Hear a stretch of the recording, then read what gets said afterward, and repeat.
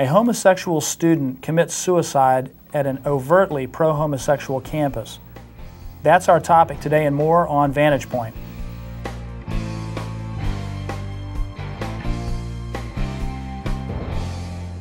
Vantage Point is brought to you by American Vision.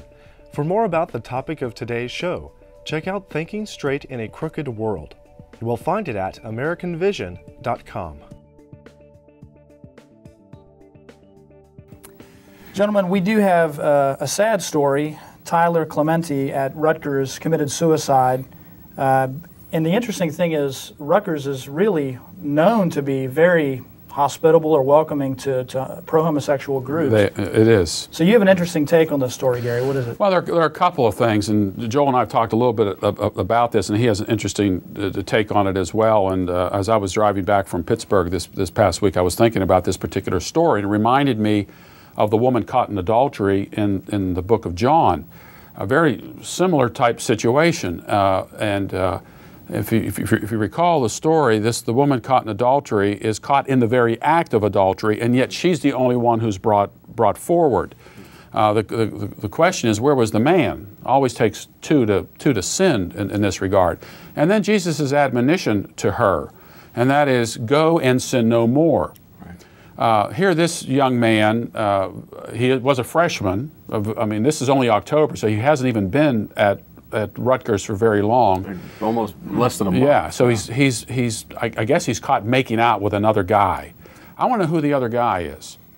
If this young man had been set up by these two, amateur filmmakers, had been set up. Where is this other guy? Was he part of the gay lesbian movement on campus? Was he recruited by this group on campus? Those are the kinds of things that I would like to know. I would like to know because I'm pretty sure that there is an orientation at Rutgers which deals with this sort of thing. You as a new student have the freshman. I remember I had to go through freshman orientation, and there's probably there too. And I bet you the homosexual issue became part of that freshman orientation.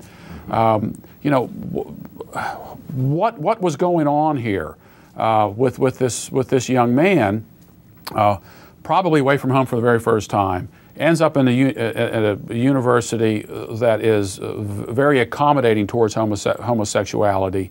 It's an easy thing to slip into because it was accepted.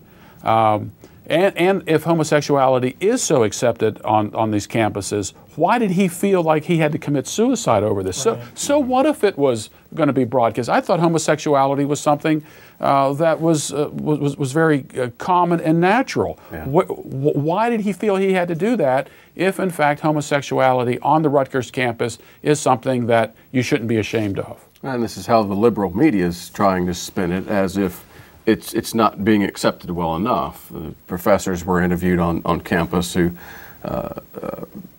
said, this is allegedly, they've done a lot on this campus to make it a safer place for homosexuals, but it's still not a safe place for homosexuals, and so we've still got to make a greater effort in this regard to make these people feel welcome here.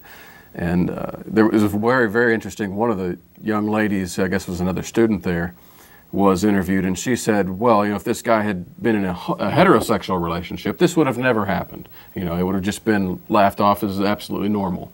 And this is my mess. This is my take out of it. Of course, it's a tragedy. The guy killed himself, and I don't want to make light of that.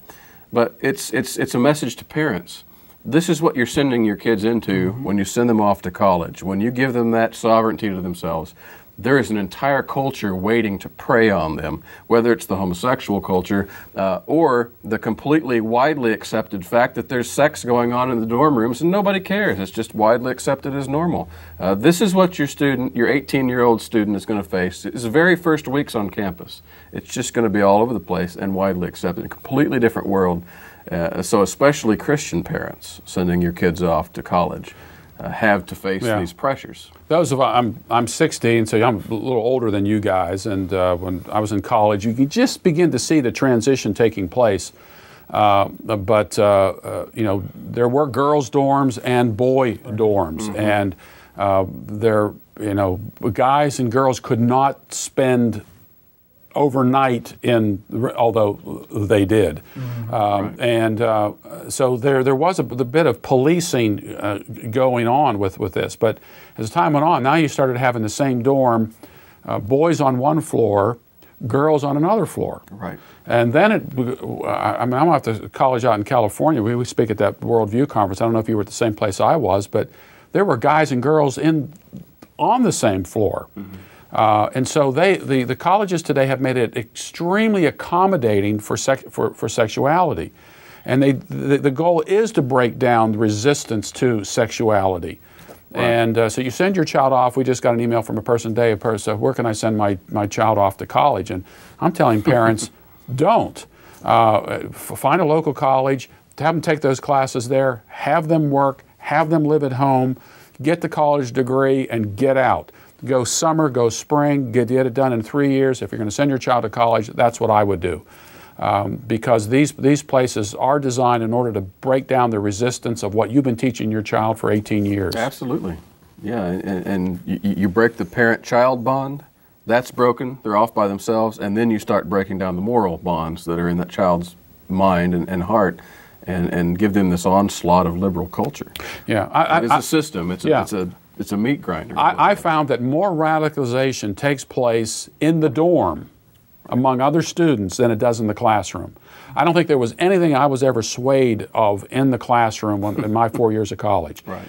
All of the breakdown of morality took place on my floor and through my friends. Social peer pressure. Right. Yeah. It had little to do with what the professor was saying in the classroom. Now, isn't the university concept secular? I mean, the university's been around for a long, long time, and there's been Christian groups who've been opposed to the university concept because of the fact you're putting young people together, and debaucherous things tend to happen. Yeah. What about the students that did the filming? Apparently, they may be facing jail time. I mean, is that well, they're trying to push this as a hate crime, but well, Joel, you made the point. Well, if this had been if a heterosexual couple had been recorded doing this. Yeah, this is this one girl's point. Okay. Yeah. And they're saying, and they put it up on YouTube. It might have been pulled down, but there wouldn't have been. There was no crime committed other than a privacy issue. Yeah, and allegedly the guy wouldn't have been moved to go jump off a bridge because of it. Yeah, I think it's going to be very difficult to. You might be able to accuse them of a hate crime, but the crime they committed was a breach of privacy. It's a far stretch, I think. Well, I shouldn't say that. I mean, with the way the courts would rule today and how a jury would rule, to go from that to say, well, they're responsible for his death.